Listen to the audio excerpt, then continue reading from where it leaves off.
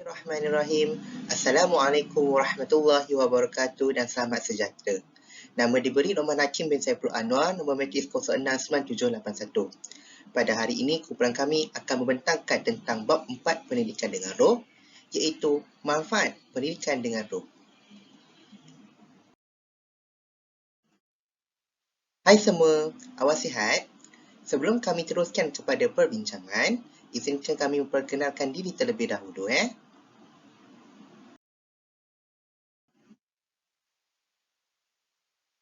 Ahlinya ialah Danish, yang kedua Ihab, yang ketiga Luqman iaitu saya, dan yang keempat ialah Firdaus. Warahmatullahi wabarakatuh. Nama Muhammad Dan Syikuan bin Syahrul Jama, nombor matrik 068916. Saya akan membincangkan subtopik yang bertajuk jasmani. Jasmani ia dapat melahirkan seseorang hamba yang tidak melakukan perkara yang membawa kepada kemungkaran. Hal ini kerana apabila seseorang itu mempelajari ilmu pendidikan dengan roh, mereka akan mengetahui perbuatan-perbuatan tersebut akan memberikan mereka dosa-dosa yang besar. Seterusnya, ia dapat membentuk seseorang insan yang berpengetahuan dalam ilmu fardu ain dan fardu kifayah dan dapat memanfaatkan ilmu tersebut dengan menyumbang buah fikiran kepada masyarakat. Hasilnya, setiap anggota masyarakat tertanam sifat prihatin dan saling bergaul antara satu sama lain bagi mewujudkan masyarakat yang harmoni. Akhirnya, setiap umat Islam akan berlomba-lomba untuk melakukan perbuatan yang baik kerana nilai tersebut dituntut dalam syariat Islam.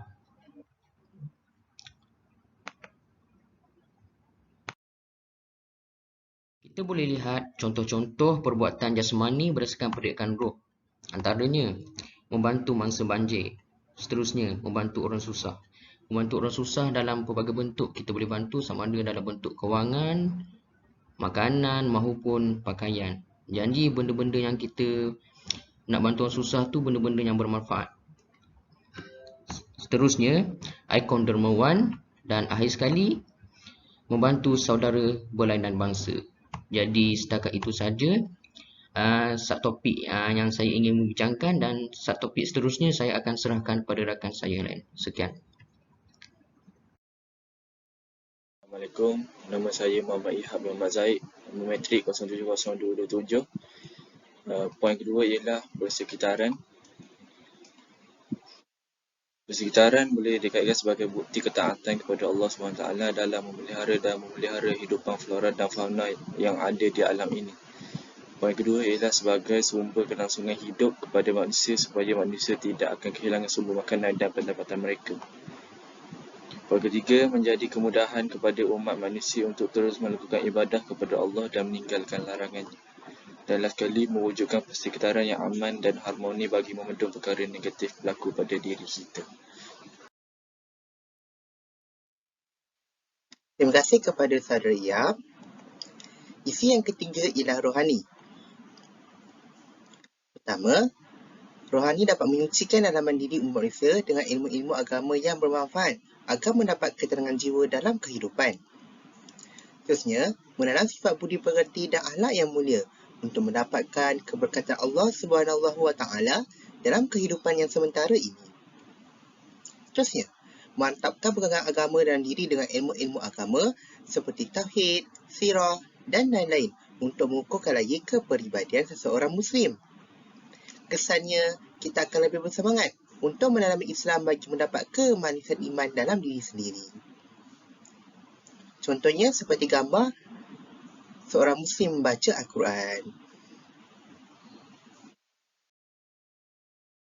Bersambung daripada slide tadi, 4 hubungan. Hubungan terbagi kepada 2 yang kumpulan kami ambil. Yang pertama adalah hubungan sama manusia dan yang kedua hubungan dengan Tuhan. Hubungan sama manusia. Walaupun berbeza warna kulit, budaya dan latar belakang, tapi kita semua masihlah saudara sama Islam menurut kepada nilai roh. Kedua, mengelakkan berlakunya permusuhan yang hanya akan melemahkan umat Islam dan hanya akan membawa kepada kejatuhan kerajaan Islam. Contohnya seperti kerajaan Turki Ottomaniyah yang jatuh pada zaman dahulu. Hubungan dengan Tuhan. Taat melakukan sunat Allah SWT berdasarkan rukun Islam sebagai satu langkah menjadi hamba Allah SWT yang diredai. Seterusnya, sentiasa mengasihi Allah SWT dalam setiap perbuatan dan tindakan agar dapat mengelakkan diri daripada perkara yang membawa kemudaratan kepada diri kita. Poin yang kelima ialah agama. Bismillahirrahmanirrahim. Wa yas'alunaka 'anir ruh qulir ruhu min amri rabbi wa ma autitum minal ilmi illa qalil. Maksudnya, dan mereka bertanya kepadamu tentang roh. Katakanlah, roh itu termasuk urusan Tuhanku dan tidakkah kamu diberi pengetahuan melainkan sedikit. Ayat Surah Al-Isra ayat 85. Daripada ayat Al-Quran di sebelah, dapat dijelaskan bahawa kita sebagai hamba tidak perlu untuk memikirkan perkara tentang roh. Sebaliknya, kita hanya perlu memantapkan pegangan iman dalam diri dengan nilai-nilai roh.